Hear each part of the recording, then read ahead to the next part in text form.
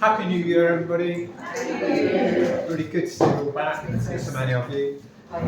To start with, so for January, I thought I'd do a sort of introduction to oils course. Can use acrylics if you want, if you prefer to use acrylics. But I thought I'd sort of focus it on just one medium to start with. Then February, you're going to sort of stretch it out and just do a little bit more on textures and things like that, particularly foliage. That'll be February. And then March, I'll do the same, but with watercolour. So it's like two different ways of approaching painting, I think, almost like an oil approach or a watercolour approach. So, I'll do a demonstration in a minute. Now, with the oils, just talk a little bit about the different kinds of oil paints you can get. For those of you that are interested in trying oils, if you would like to try them, I've got some paints here. The traditional oils I've got here. So these are the ones that I use. I use these most of the time when I'm painting outdoors. So these are like the old-fashioned traditional oils, and you need a solvent to thin these. Or if you want to wash your brushes, you pretty much need a solvent to wash your brushes. So that's those ones. A more modern version of the oils are these ones over here, which are water mixable oils. So with these ones, you can wash your brushes with water, or maybe a bit of soap and water at the end of the session, and you can also thin the paints with a little bit of water as well. So the great benefit of these is that they're less smelly than the traditional ones. And quite a few of you use these. I know like Sue uses these, Charles uses these ones. Just talking about the water mixable oils, and there's a spot there or there. So certainly in this sort of environment, these work quite nicely because I don't mind which you use, but if you're using the traditional ones, would need like a good quality low odour solvent with these ones. So but the water mixable ones, you can just wash your brush in water and thin paint water. So that's that kind. There are, they are very slightly different from each other, but they're not really radically different. I find that, say, the drying, these ones take a little bit longer to harden off. So the water mixable ones, I think, stay tacky a bit longer. So that's one thing about those. Perhaps I think as they get older, they get a bit stiffer in the tube than the traditional ones. So they perhaps don't age quite as well if your tube is very old. But other than that, they're both nice to use. Both got very similar handling qualities. And so if you want to try any, you've got the water mixable here and traditional here. For the demonstration, and for this project, I thought I'd demonstrate a very traditional way of building up painting. So the idea of this is like an underpainting, an underlayer. And I'm using, so with this one I did this little still life this morning, so that was in bottle and beetroot and whatever that is. So that's that, and on canvas. That's another similar sort of thing, but so with this one I've just used brown and blue to create the greys and the colours. And then I've used the white canvas. This is a painting I did a while ago, just really a tonal painting. So this was an exercise that you might have done with me, some of you. Just white objects on a white background, and then just using sort of brown and white to paint the painting. So that's quite a nice exercise to get you to look at light and dark values or tones. So that's quite a good one. Then I thought this afternoon I'll have go at a simple landscape, and then I'll just show you. So again, just going to do the first layer, and then the idea is next week come back and then add the colour layer. Okay, so it's a traditional way of painting, building up painting. What I find is quite often you'll get, most people will be working on like a board, canvas board or a piece of canvas. This is just off of a roll of canvas, and if anybody wants a little bit of canvas to work on, you can cut a bit off that. There's a strip there if you want to have a go at this. I've got this, I bought this for when I do painting demos for art clubs, and it's just a way of just having a surface to paint on. But if it works out, I can stretch it up and frame it. If it's not any good, I can just chuck it in a drawer or roll it up or paint on the back or something. But that's just a piece of ready primed canvas. What I'm going to do to start with is just give that a tone, because I find it a bit blinding working on white. So I'm just going to get some paint mixed, just to get a greyish tone. So I'm just going to use the brown and the blue to give myself a greyish colour. So I think I've got something like raw umber and ultramarine here. And I'll just use the biggest brush, a bit of solvent there. So the solvent, this is the cheapest one I've found that is good quality. But the ones that they sell in the hardware shops are just too smelly. And some of them, sometimes I've seen they've sold those in the art shops too. So you need to make sure, if you are using solvents, it needs to be a really good brand. Otherwise, it's very smelly, and I get headaches if they're sort of too smelly. If anybody needs a bit of that, so yeah, I'll just start by getting this toned. If you haven't got such a big brush, it doesn't matter, you can just use one slightly smaller.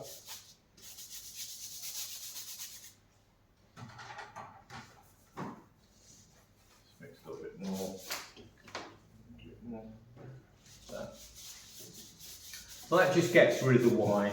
If you've got a white canvas or a white board, that just gets rid of that. And that's going to be a little bit wet to paint on now, so I'm just going to just work that into the, just take the excess moisture off that.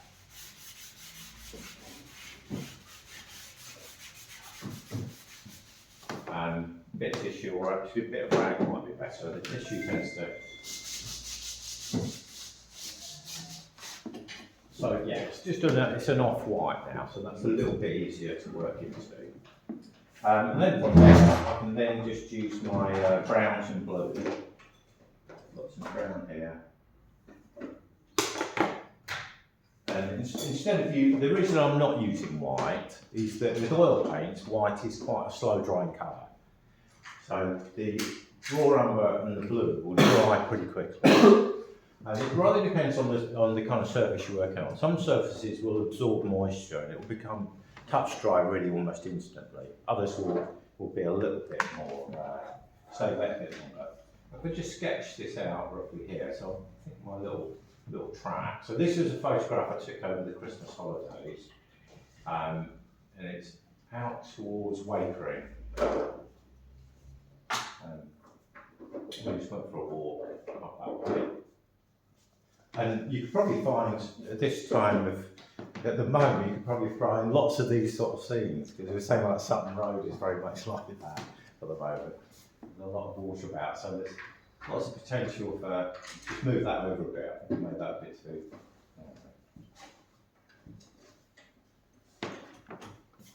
That can be that bit.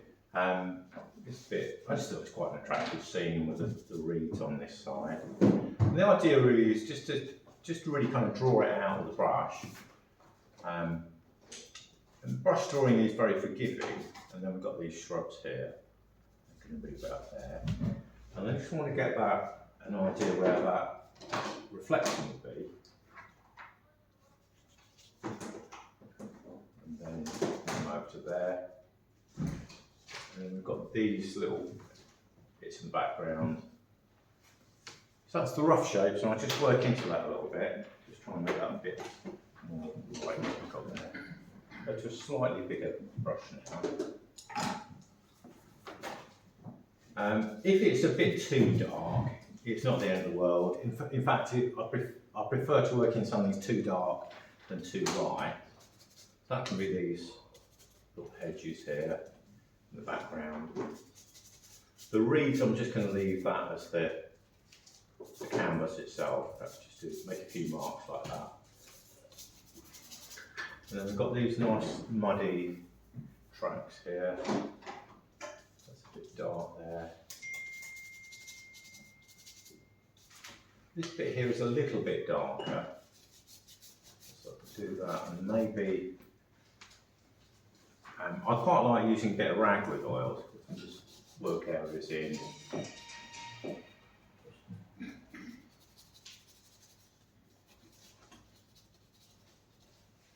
Be up to about there.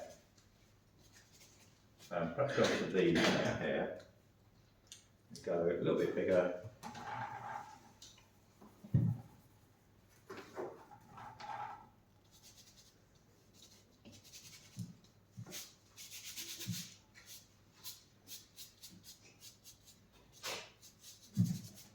With these edges there.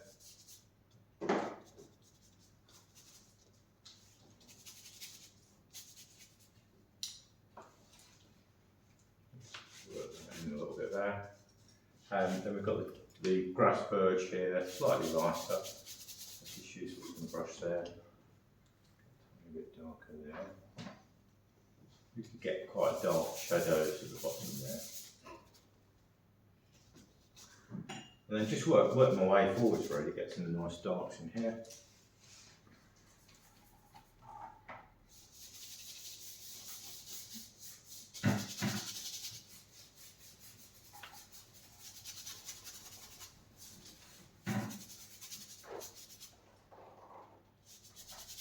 And then the reflection, I'll just put the whole of the reflection in, then I'll just wipe some of these areas back.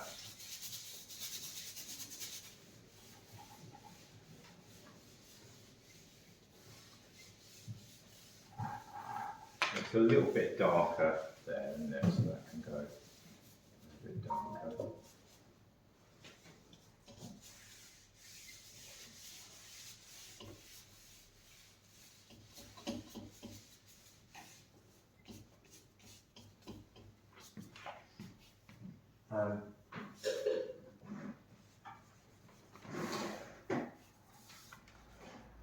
In the middle of the track,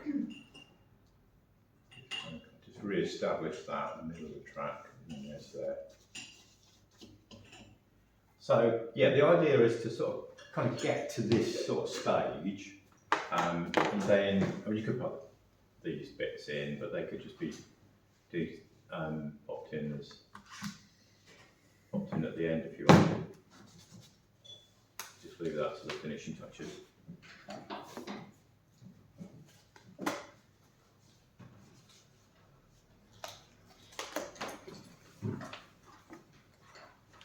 Yeah, just get to that kind of underpainting stage.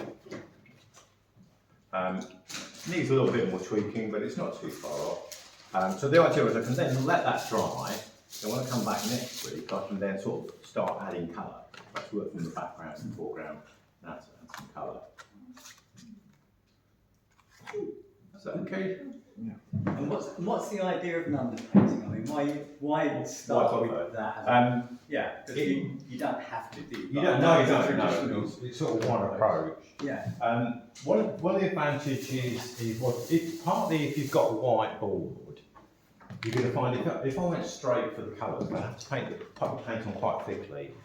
So I guess traditionally, when artists used to have to make their own paint and it was very expensive, it would have been easier to build up on thin layers.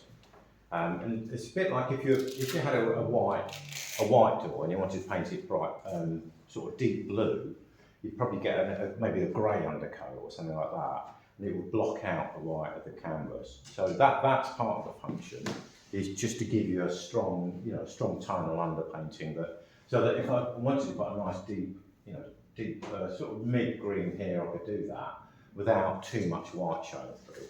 That's one reason. The other reason is just to get everything sketched out. So it's a way of sketching out. Yeah. And it's not too much more trouble to, while I'm sketching lines out, to just put a bit of tone in there as well.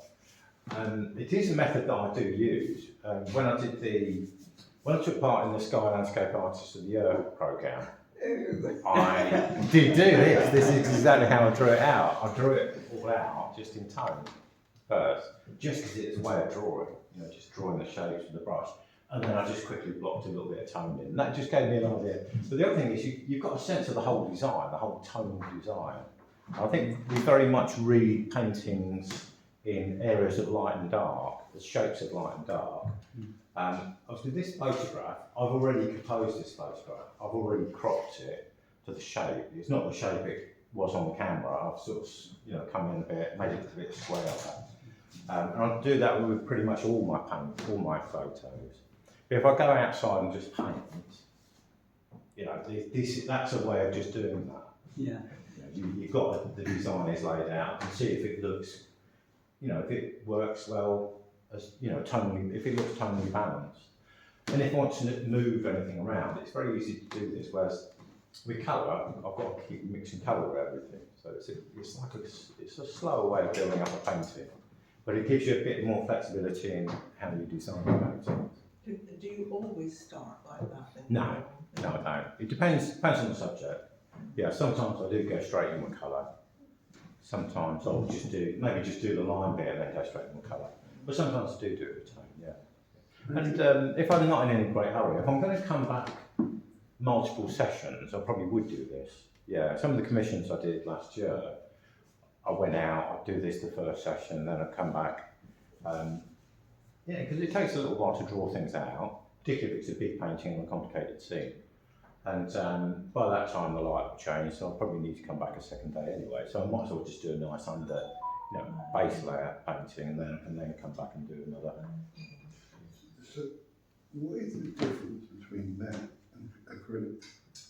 Okay, so acrylics, whereas with this, I can keep making changes. Like looking at this now, this probably wants to be a bit darker here, but I can also wipe bits out. Where's my rag? So say I didn't like this bit didn't work, you know, I can just wash it out and rub it out. You know, that will stay wet for quite a long time. You can do that with acrylics, can't you? You can, but it dries a lot quicker. So it's a quicker drying. That's the main difference, is it's quicker for drying. The paint feels slightly different. You know, this is perhaps a bit thicker paint, a little bit more buttery. It's got a different feel. But whereas with acrylics, if you could do an underpainting like that in acrylics, so you could do exactly the same thing. It's just more that acrylics will dry a bit quicker. Could you get a better result with acrylics with knives then? No, not necessarily. No, I think you get a better result. I don't know. I think at this stage this is just like a wash drawing, but I think when we come to the next stage, say once I paint maybe a few clouds in, I'll be able to blend the colour a lot easier with oil paint, because the acrylic paint will dry almost, you know, pretty instantly, or it'll be drying down here. So I'll just have a little bit more time to work it. So it's a slower sort of paint.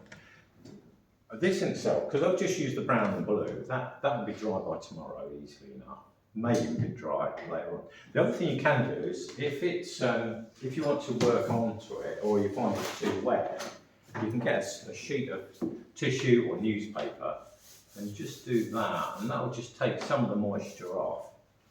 So okay, it's gone a bit bobbly, but I can still see the image there enough to be able to paint over the top. So you can just sort of dry it back a bit, or just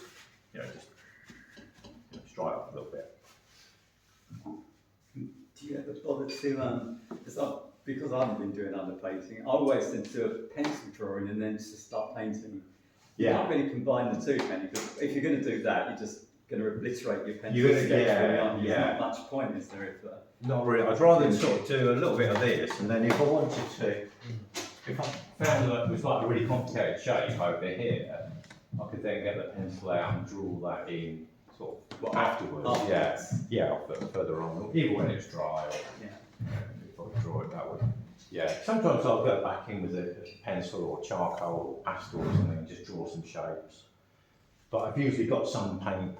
I think this is the way I was taught to paint, really, to sort of kind of start off a little bit looser and then sharpen things up as you go. There's lots of ways of working, really, and different methods suit different people. I like slightly impressionistic paintings. That's more my taste. If you like a very photorealist type painting, then perhaps drawing everything out really carefully first with a pencil might work. But I tend to like this sort of approach, really. Suits me. This suits me.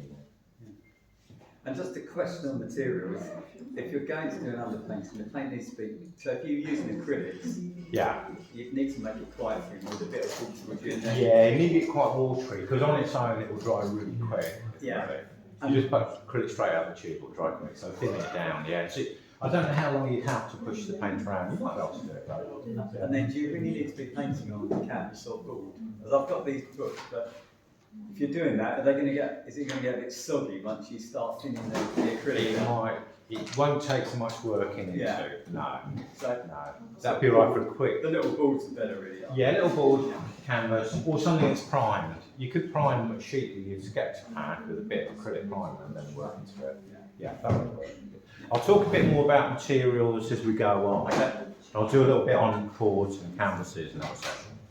So next session I'll talk about colour mixing and I'll do a little bit about boards and canvases and things. Okay. Thank you.